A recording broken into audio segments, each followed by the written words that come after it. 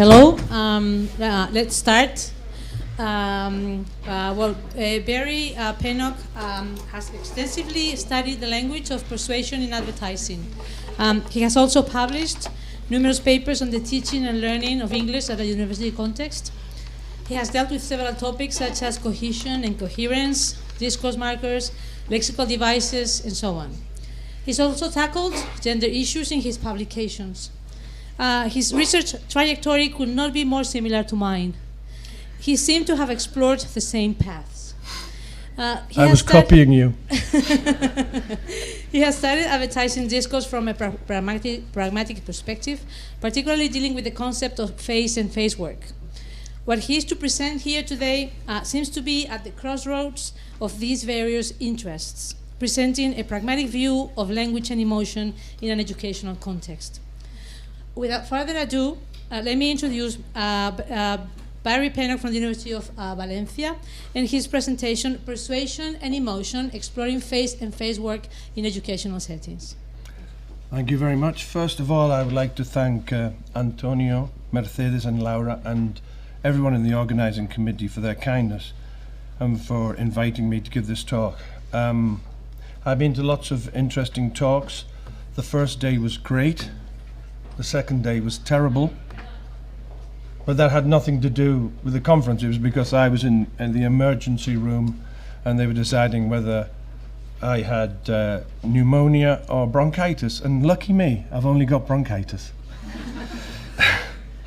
Okay, so I hope I can get through this, but as Freddie Mercury says, the show must go on. Okay, so I'm going to start with a bit of drama. Okay, see this? It's the best screenshot I could get. Okay, Korean Air Cargo Flight 8509, a Boeing 747, flying from Stansted to Milano Malpensa on the night of the 22nd of December, slammed into Hatfield Forest at 90 degrees of bank. Okay.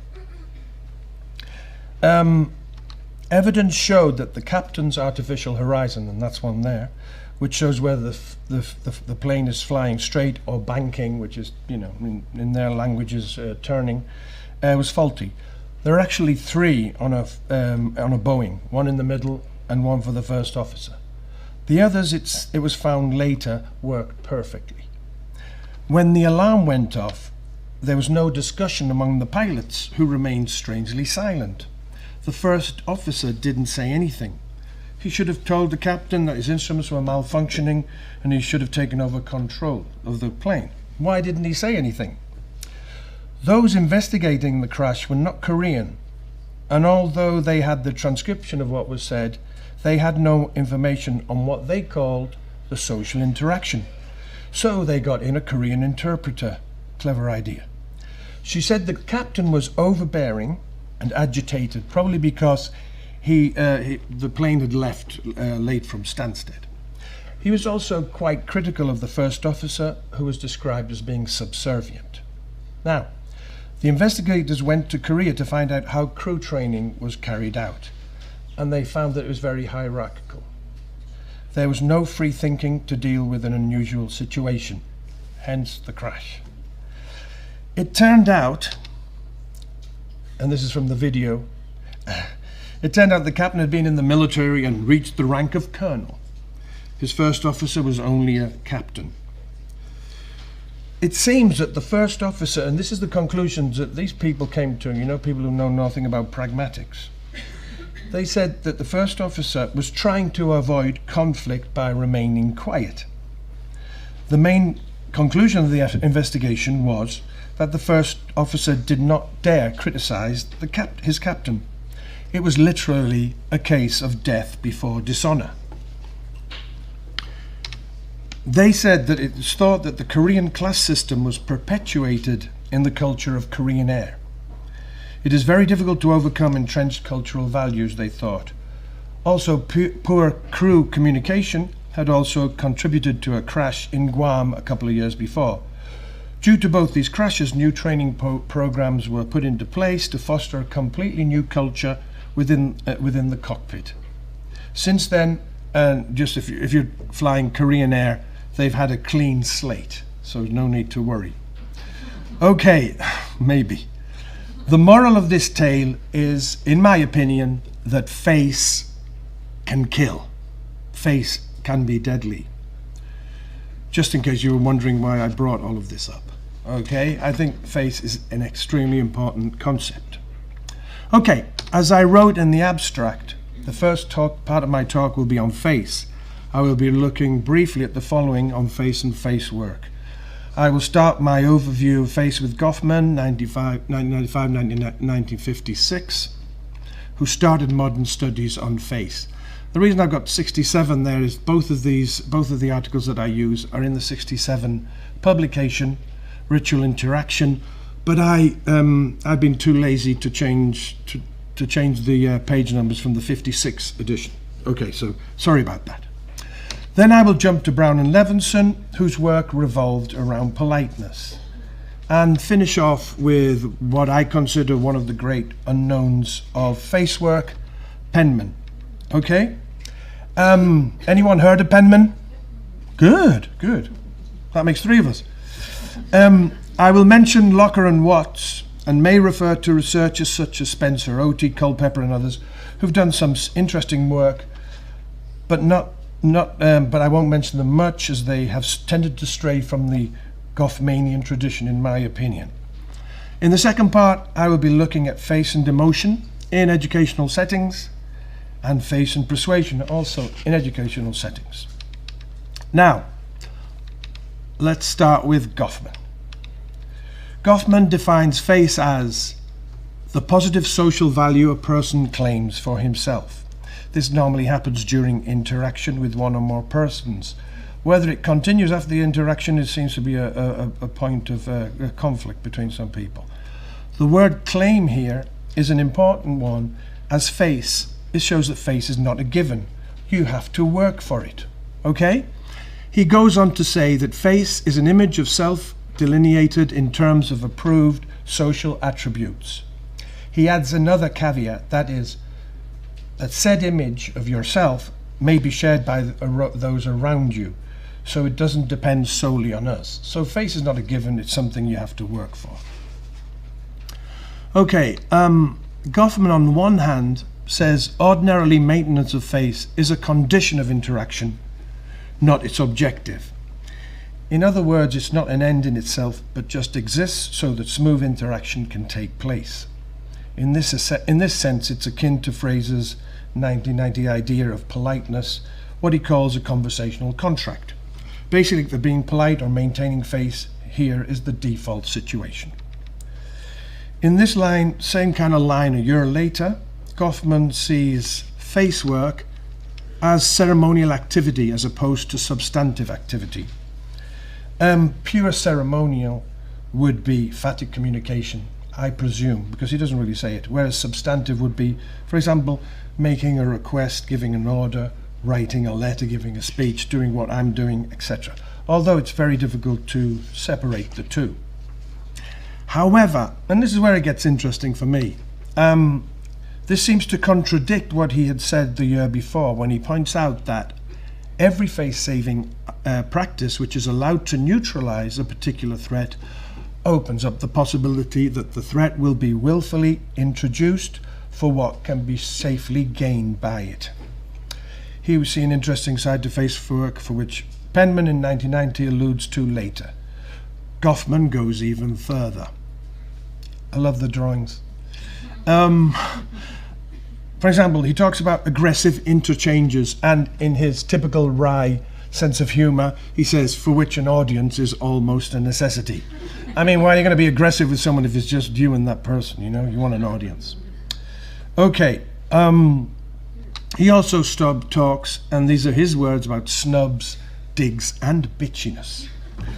Okay, now, this has been mentioned in several talks, but it reminds me of medieval flightings where, you know, the owl and the nightingale, etc. in literature.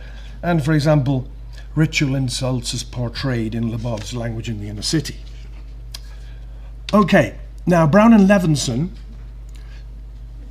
divide face into two components, negative face and positive face, which they defined as In the case of negative face, is the want of every competent adult member that his actions be unimpeded by others, and positive face, the want of every member that his wants be desirable to at least some others. Now, I think this is also interesting if you go back to Goffman, because positive and negative face clearly hark back to Goffman's analytical concepts of avoidance and presentation rituals, which he subsumes under the term deference in the 1956 article. Although Goffman, and you can look at the article yourself, does not overtly make reference to these as different kinds of face. Brown and Levinson, as I call it, Brown and Levinson mentioned that positive and negative face derives from Goffman from Durkheim, but they only do this in a note on page 8, note 8 on page 28 of their book on politeness, and they say it was partial. I think it was rather more than that, but anyway. In Brown and Levinson, face is understood, as we've just seen, a desire or a want that individuals have regarding face. So it's a want, not a right. For Goffman, a person's face is on loan, which is the same kind of thing. And so it depends on a person conducting herself in a way that is worthy of it. In other words, maintaining face depends on an individual persuading, got the word in, others, as it were, that she deserves to preserve it. Okay. Now next, unfortunately for us, there are many threats to both our positive and negative face as we go through our daily lives, and these are called face-threatening acts. Several FTAs simultaneously threaten both our or others' negative and positive face, such as complaints, requests for personal information, etc. Brown and Levinson point out that some FTAs primarily threaten the hearer's face, while others threaten the speaker's face. For example, if someone asks you for money in the street, that will probably threaten your negative face because you want to be left to your own devices, but possibly won't affect the asker's positive or negative face because they're doing it mechanically. For example, with regards to an attack on, for example, a person's criticism of another would threaten that person's positive face or want to be appreciated. Threats to one's own face might be, for example, apologizing or receiving compliments from Mercedes, for example. That can be face-threatening itself, and that's one of the examples that they mention. B&L, Brown and Levinson, say that it is in everyone's interest to avoid face threats, or at least minimize them. Okay, to do this, they describe several strategies people use to this end. The first is to avoid the face-threatening act altogether. And we all know how that turned out with the Korean pilot, right? Not very well. Now, Brown and Levinson seem to concentrate on avoiding the face-threatening act so as not to damage the other person's face. But really, I think most of the time we avoid face-threatening acts because we're scared to say something, right? There's one person in the audience who's not scared to complain about waiters, but I normally am, okay? So I think that this is just one example of how they concentrate on the hearer's face rather than anything else. Okay, now, if the decision is made to do an FTA, there are 4 ways of doing it. One of them is through an imperative, right? Which in Britain would be the wrong way. Okay, so if you fall into a river, remember to be very polite, otherwise you're gonna drown, okay? But remember that we need to remember that bald on record orders and imperatives can be perfectly okay if there's an emergency in the picture or it's in the interest of the hearer. For example, when I was waiting outside the doctor's office and he said, "Come in," I was so happy. I didn't give a damn whether he used nice words like please or whatever. Okay, so Brown and Levinson are very big on redressive action, right? So they say if redressive action is taken, it be directed to positive or negative face. Now, they've got lots of, for example, acts addressed at redressing positive face of hearer include attending to the hero. You know, it's nice in a pub when they actually attend to you, and just don't just ignore you, which often happens in my case. Must be something to do with my personality. Exaggerating interest, okay? Giving approval of the hearer, which Mercedes did to me. Using in-group identity markers. I have a friend who always calls me mate. Okay?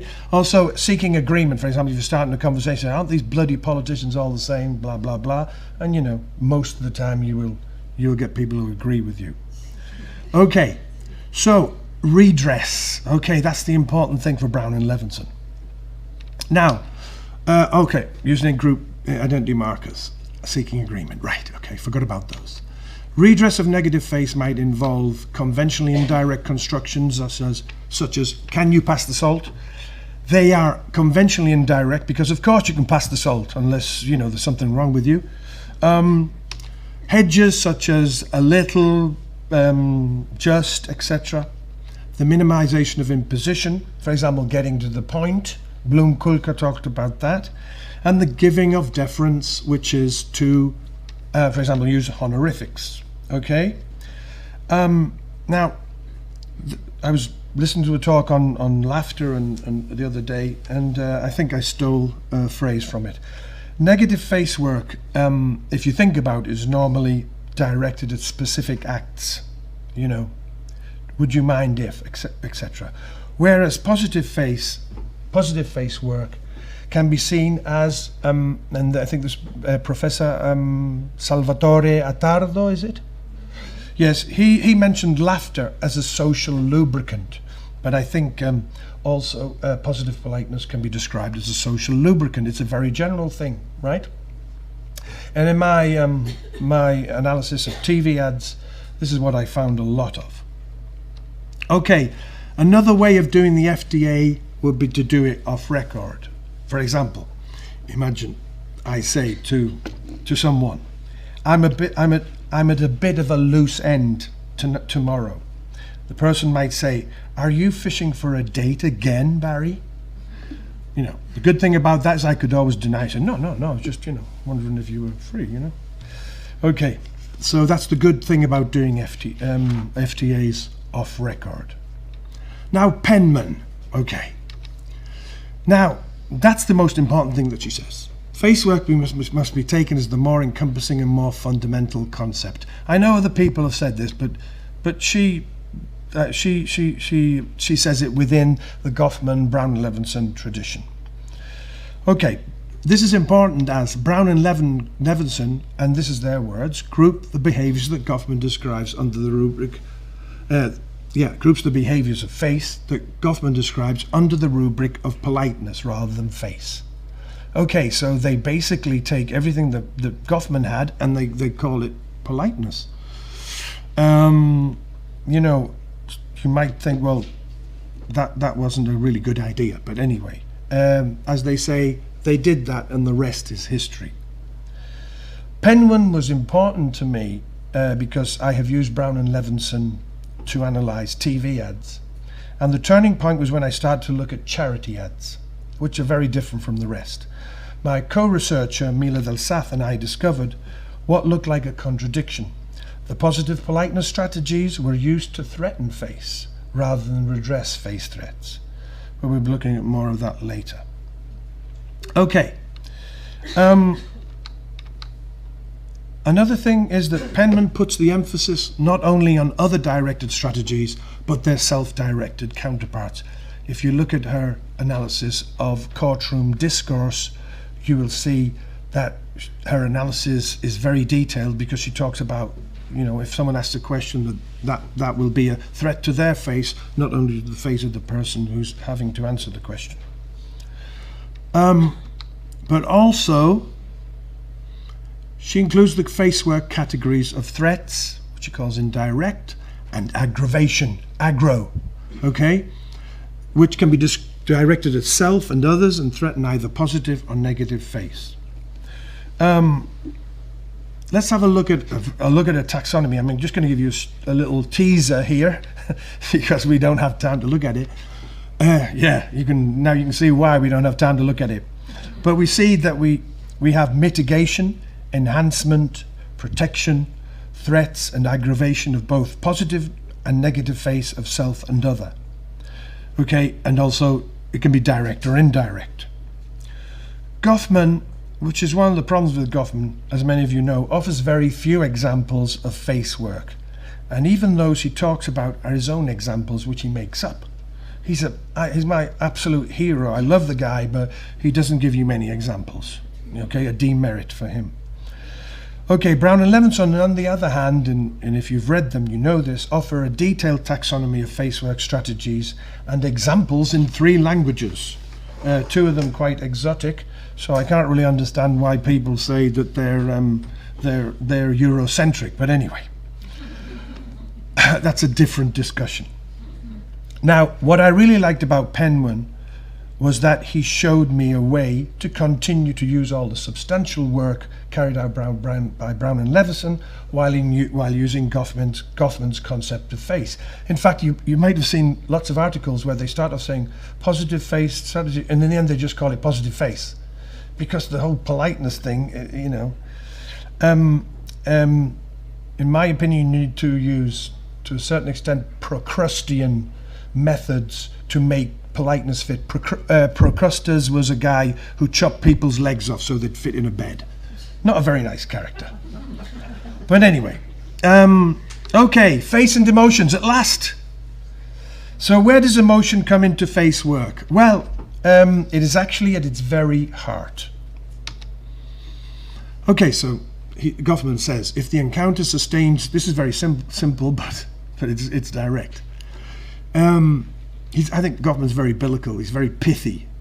If the encounter sustains an image of him that he has long taken for granted, he's talking about the speaker, he would probably have few feelings, about the matter. If events establish a face for him that is better than he might have expected, he is likely to feel good. If his ordinary expectations are not fulfilled, one expects that he will feel bad or feel hurt. Okay? So also another thing that, I mentioned things here that have to do with emotion, right? This is not totally random, as you might think. People try the face of the others, try to save the face of others because of the emotional identification with the others and their feelings. Right. He also points out that emotions are hurt when the ritual equilibrium is hurt, okay? And that can be, as we've, I have an example of that later on, which was catastrophic. Okay, for their part, Brown and Levinson say face is something that is emotionally invested. So if you want to look at emotion, go with Goffman and Brown and Levinson. You see, I'm trying to sell them. I'm trying to be persuasive here, right? Okay, face is something that is emotionally invested, and its loss can cause humiliation. A threat to positive face, for example, is not only caused by words. Someone was talking about emotional release. This is emotional leakage, where people can see that you're nervous, or people can see that you want to cry, and people pick up on this. By the way, we talked about deference with Goffman. This is the part which he calls demeanor, how you hold yourself, how your conduct. For example, not speaking too loud, not pushing, and that kind of thing, which no one seems to look at, except me. Anyway, face-threatening acts themselves are caused because, and this is Brown and Levinson, the speaker does not care about the addressee's feelings, wants, etc. So emotion, I hope I've convinced you, emotion and face are also very related to Brown and Levinson. Right.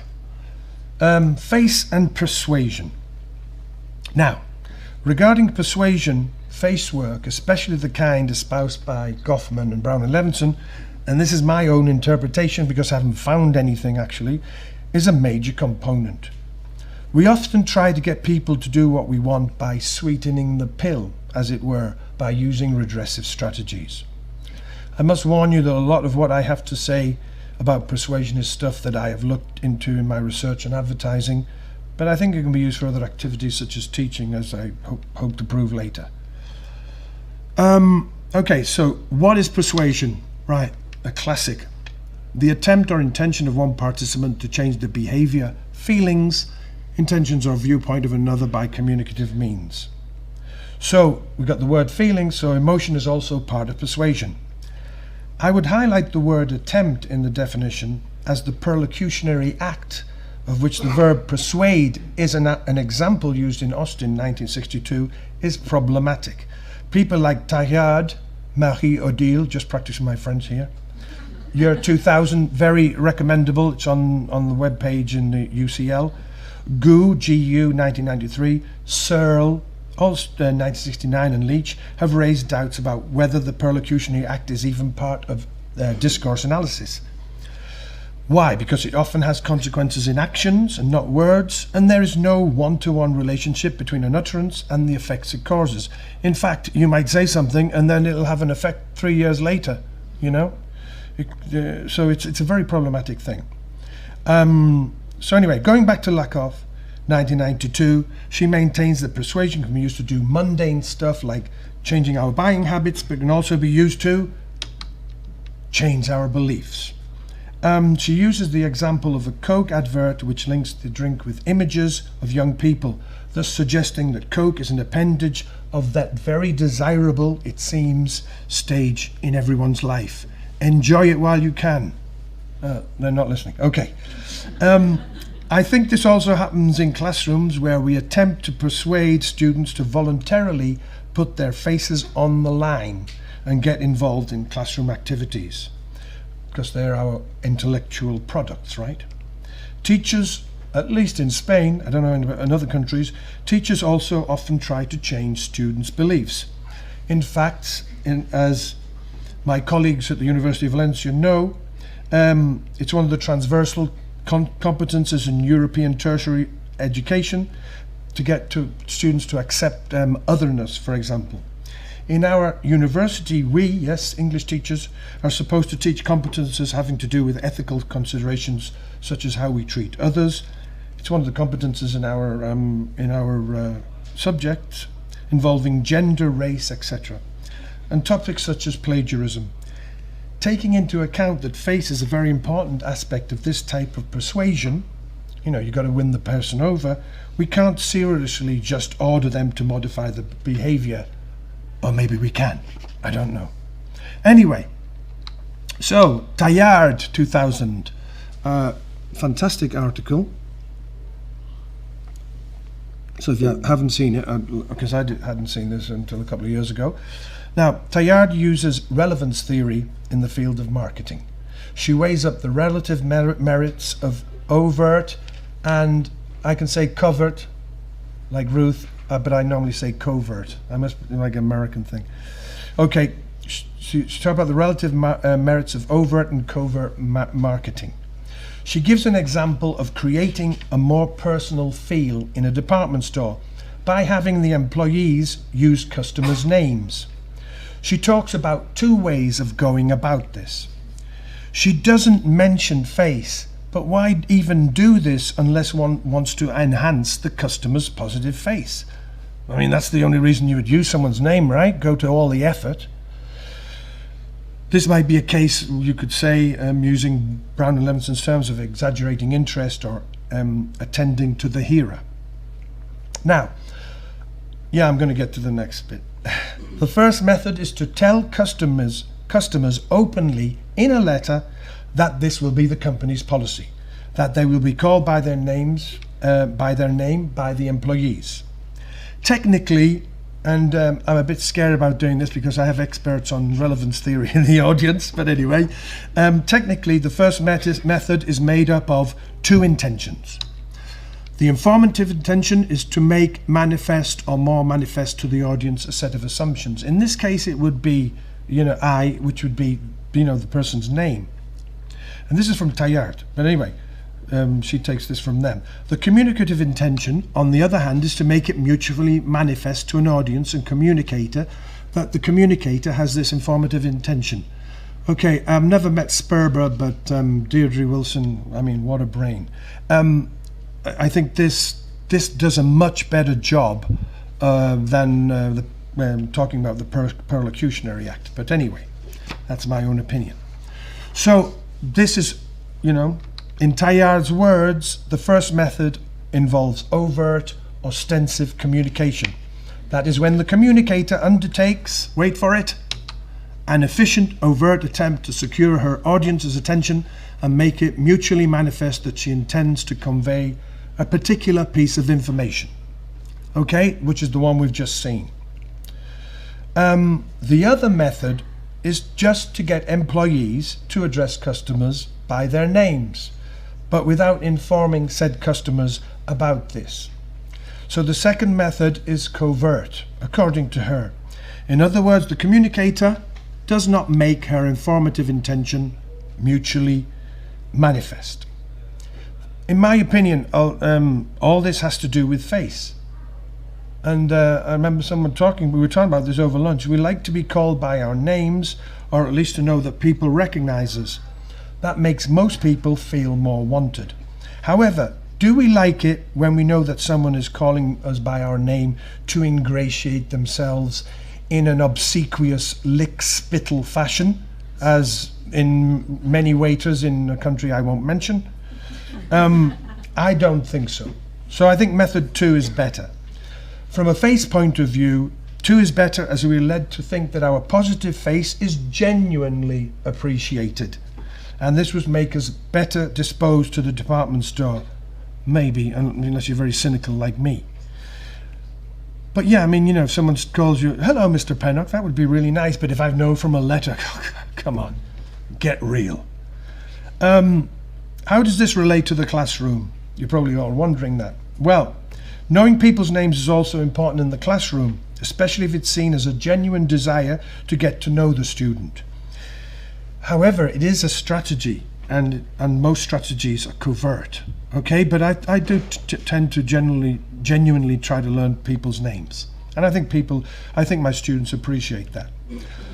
I often get them wrong, but anyway. Also, if we persuade without being seen to persuade, if we persuade covertly, we might be more effective.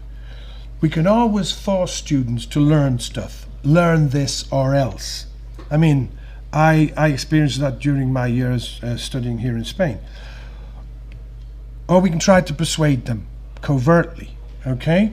We need to remember that teaching is not only about content, but about human relationships, and this is where face comes in. You can do all you like, but if you've insulted a student, unknowingly, they just don't want to know. Okay, we've all heard about the affective filter, right? In second language acquisition. Don't worry, I'm not going to threaten your positive face by asking. But anyway, in my opinion, that's got a lot to do with face. It's like the compartmentalization of what we do. They use one word, we use the other. Okay, maybe I should go around trying to persuade some people about that. But anyway, okay, the next one, Tanaka. Also focus on the use of covert communication as a persuasive strategy from a relevance theory standpoint.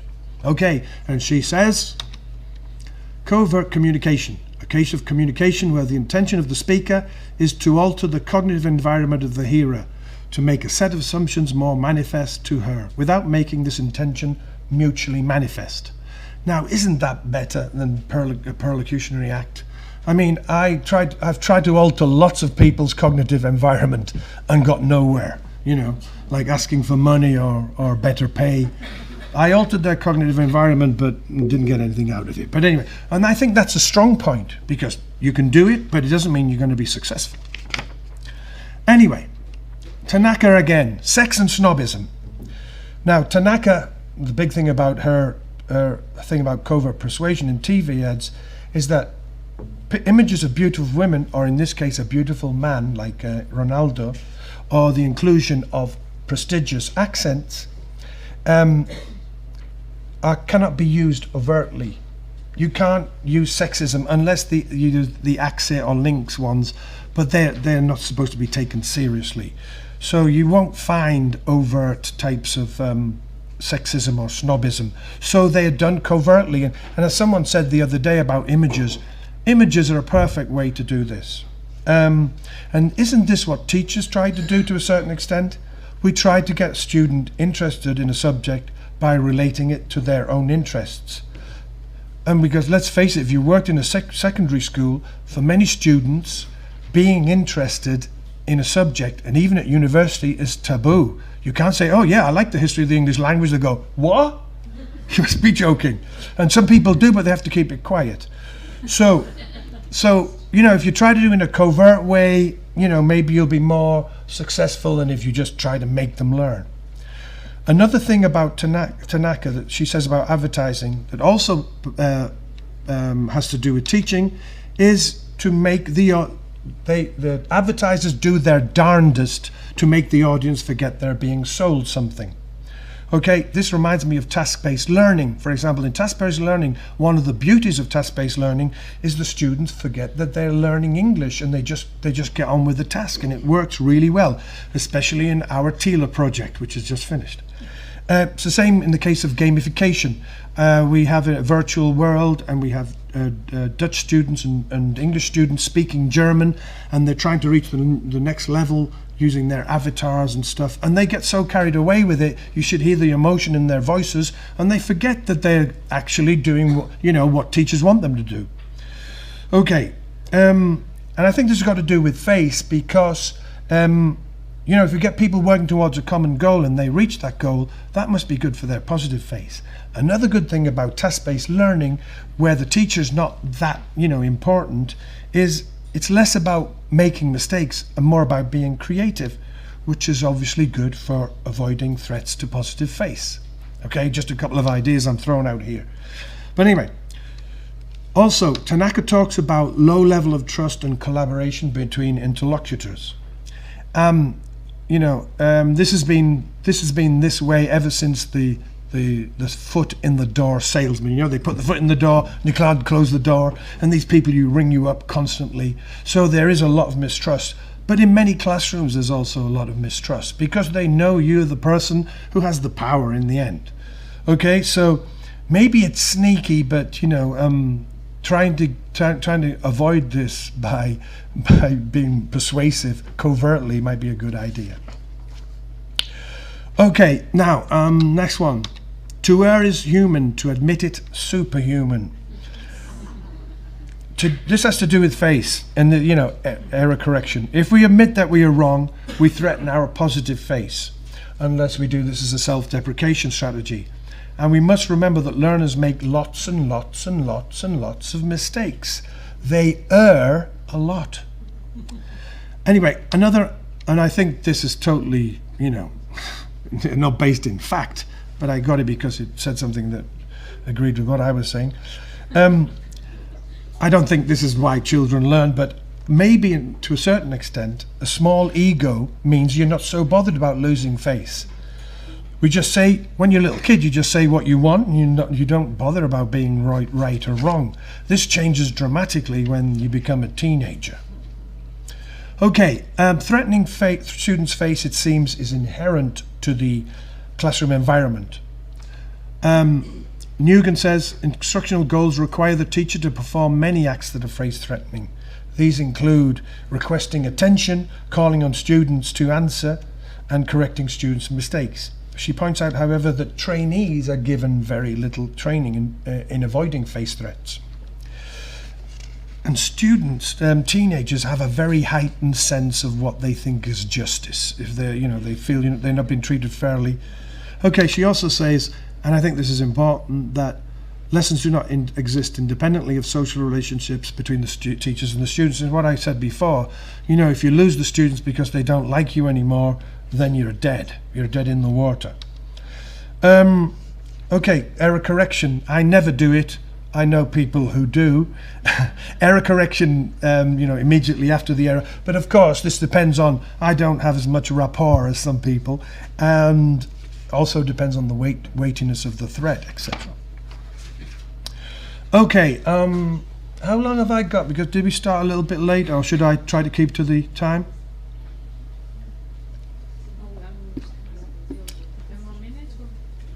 Okay. I mean, the last guy had more time, but okay. But he did a much better job than I'm doing. Anyway, Now we're going to look at computer-mediated interaction. I'm not going to give you all the details because I'm going to try and finish on time. But these are basically, telecollaboration. There's telecollaboration for intercultural language acquisition. That was our project. We got a 9 out of 10 from the European Commission. Yeah, kudos for us. And basically, these are people, young teenagers interacting online. Okay. For example, here, this one is in Spanish. I've translated it. The Spanish guy says, do you have, because I had to talk, it's called Getting to Know You, Conociéndonos. Do you have a pet at home? And the German girl said, no, no tiene una mascota. ¿Y tú? She's talking about a friend here.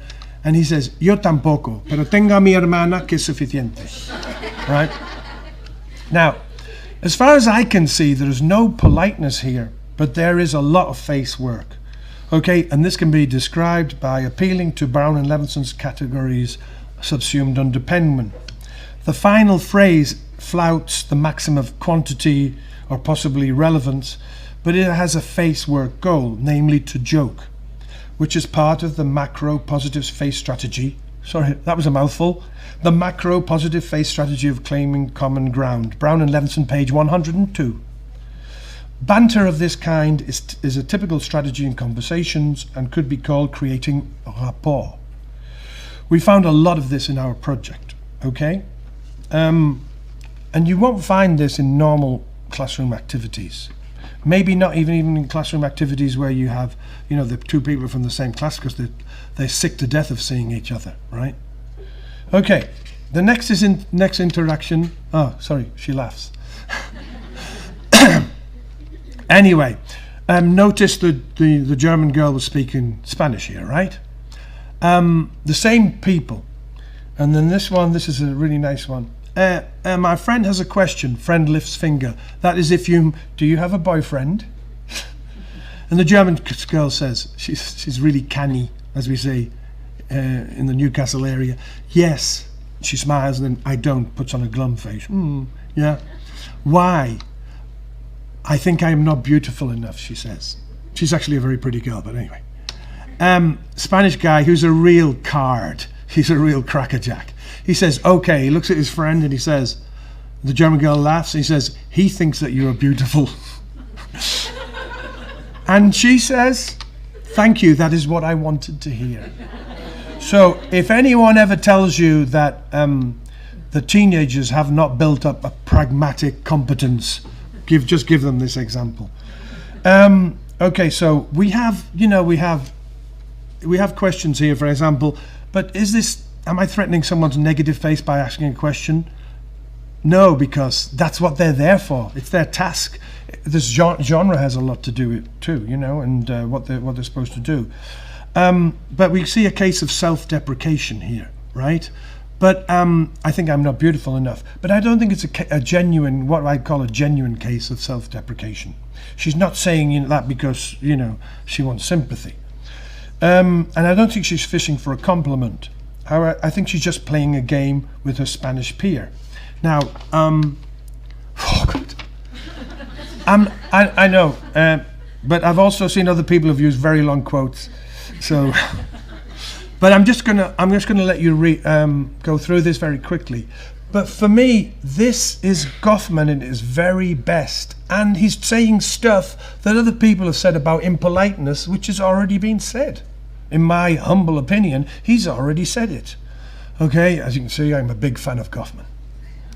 And one of the important things, he's talking about it's like like a match. You say something clever, you make a remark, and then if the other person is also able to make a remark, then you lose face to a certain extent. And this is what happened here.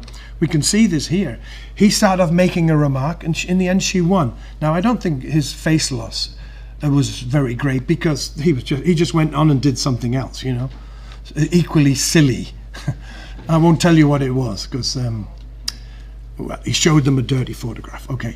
But one of the things I think is important here, and I think it's very important, is evidence of this capacity is often more important than all the other information that the person conveys in the interchange. In other words, the ceremonial is much more important than the content. as I've been trying to get across. I don't know if I have, because as I say, you know, if you don't win the person over, you're lost, you know. And if you lose face, no matter how clever your little phrase was at the beginning, you lose face. So the ceremonial side is a very important thing. Okay, so it's like a case of fencing, right? Now, oh dear, they don't have quick time, so I'm gonna emotion tila, right? Hai, motor escucha a boca. Fuera, fuera, fuera, fuera, fuera. Deja, fuera, fuera.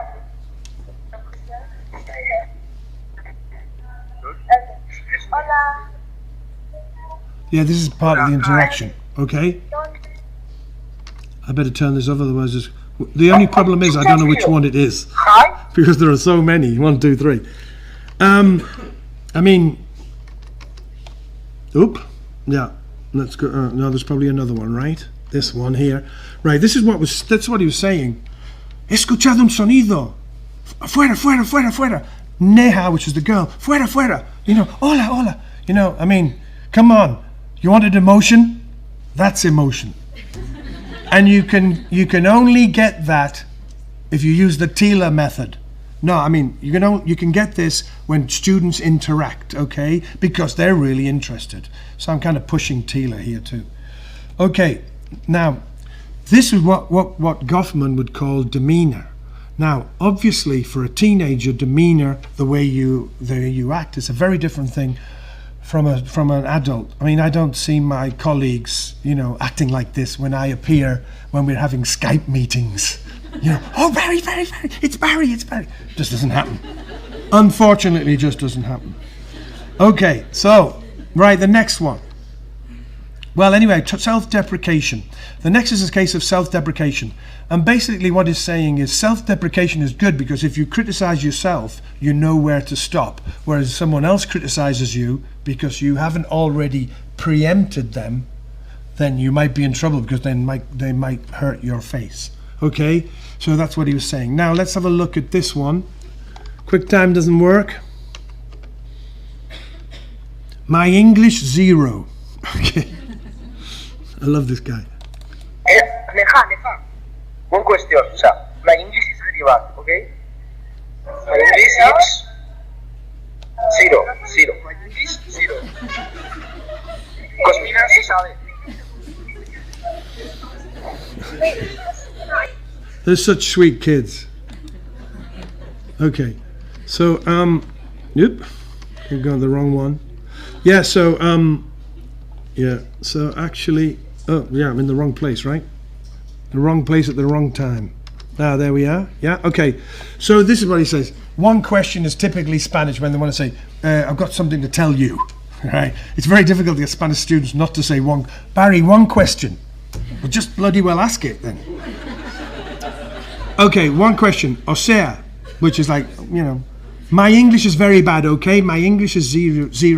My English 0. Cosmina sí que sabe. So basically there we have a case of another case of facework. You know, this is you could say preempting, because his English is pretty bad compared to the others. So he's just preempting it, you know, and that saves his face. So they know perfectly well what they're doing. Now my thing here would be, would this be possible in any other kind of context? You know, I don't think so. You know, like doing exercises and stuff like that, super boring. But anyway. Okay, conclusions. Facework versus politeness. Facework, come on. Much better than politeness. Politeness. Now, I've actually used Locker and Watts. Brown and Levinson politeness theory is not in fact a theory of politeness, but rather a theory of facework, dealing only with the mitigation of face-threatening acts. Don't completely agree with her, it's much more than that, but yes, it was basically, and I think it was a wrong turning, okay, in my opinion, and I've used them, and I think you can use them, but if you get rid of the word politeness, I think you're on a better track. Facework and emotion, well, I hope to have proved that there is emotion in facework. Facework and persuasion, you know, I don't have time to go through all the stuff I had. And And facework in educational settings, I also hope to have proved that. Okay, for example, it should be, I'll say one thing about this. I think it should be something that should be, at least trainees should know a little bit about this. I don't know whether they do. I teach an academic English course to psychologists, and they have no idea what we're doing, and a lot of the stuff that facework is like the stuff that they're doing, but they've never even heard of Goffman. Well, they have, but it was like a distant thing. So I think it should be used, for example, when we're looking at error correction, motivation, and also task design, or even the whole pedagogical outlook that we have. Okay, so thank you for your attention.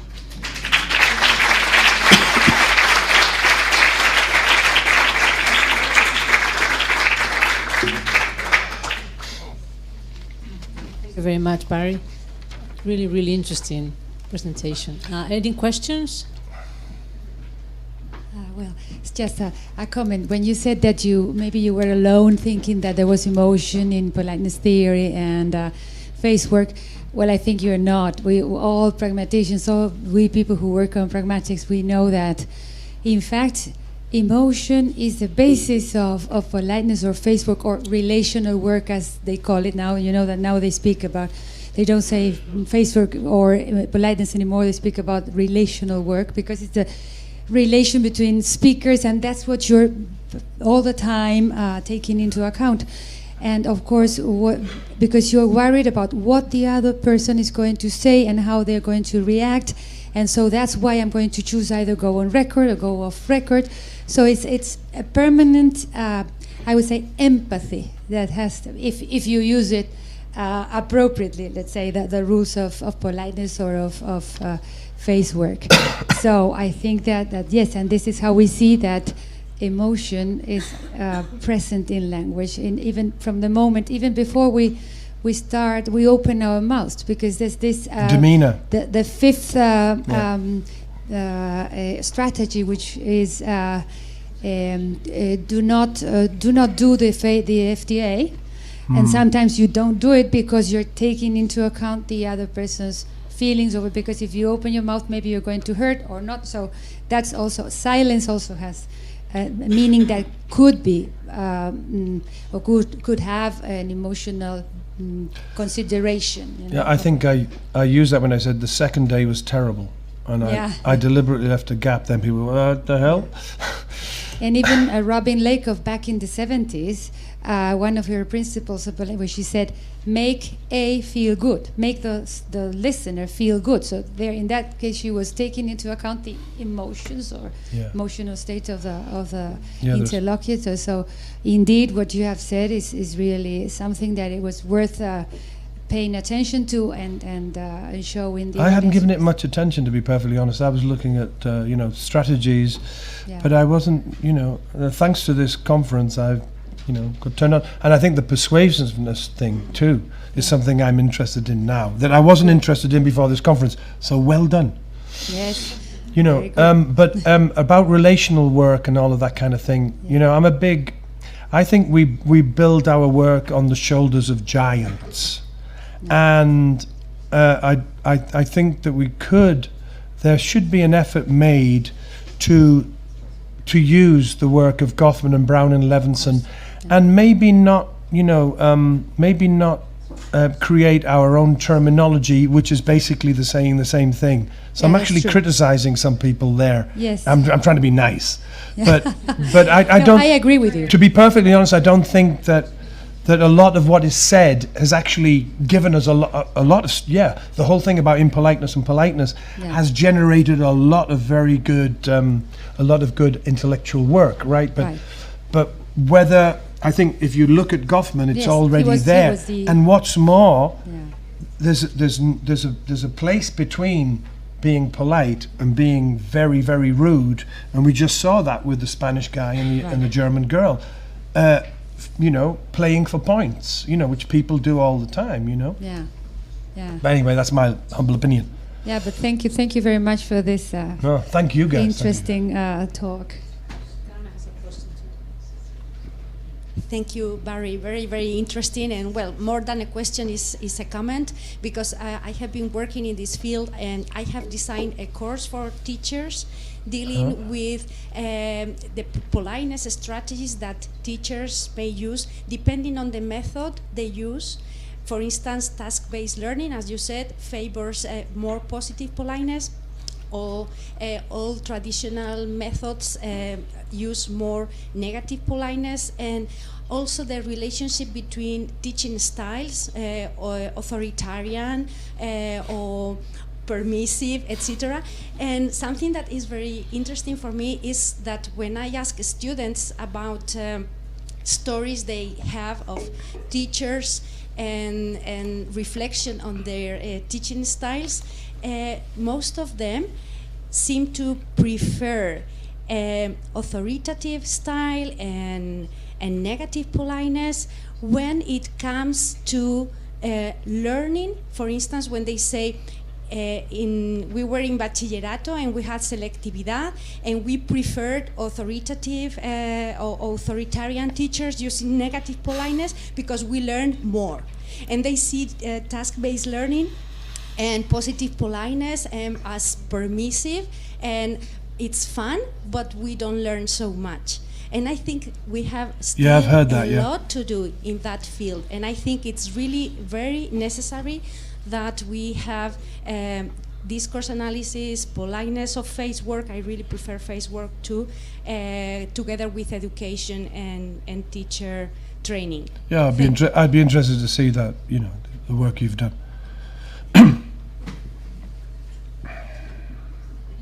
Any other question or comment?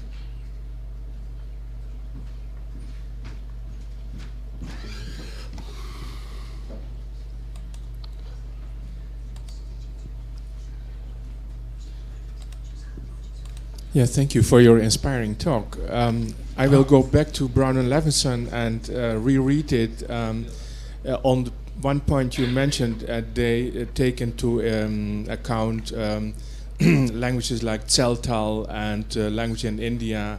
So, you say, well, this proves or makes the point that they are not Eurocentric. But maybe they look at the phenomena in those languages with Eurocentric glasses, let's see. I will go back and so this criticism about this Eurocentrum comes, as far as I know, in particular from Japanese colleagues.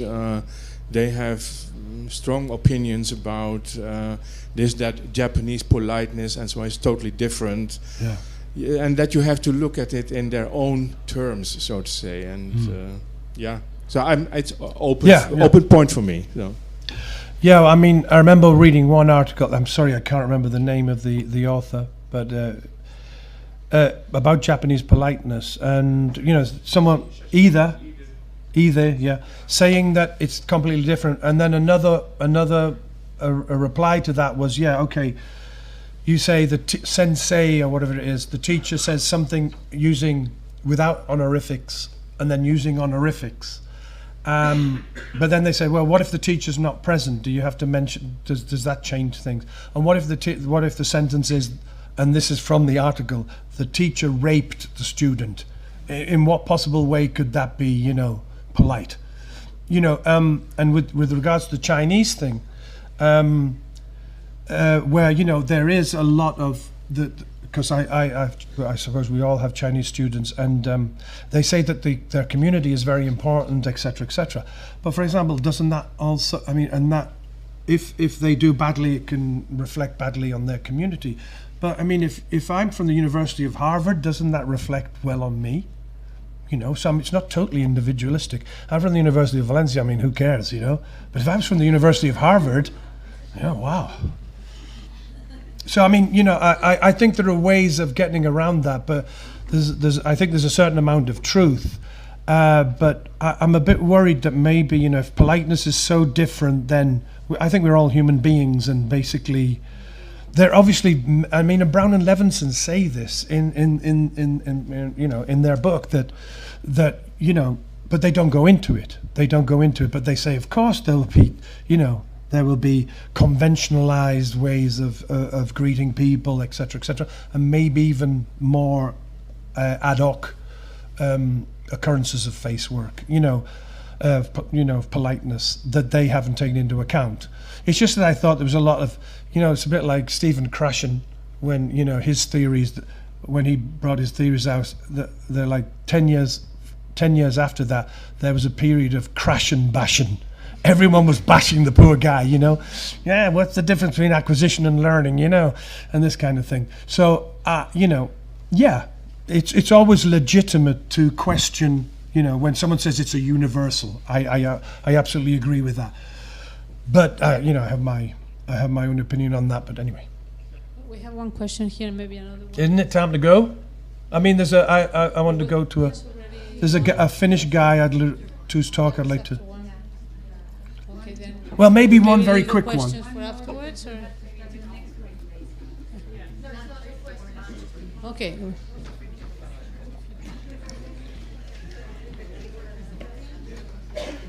Well, I've done some work on Brown and Levinson myself, and I very much enjoy their framework.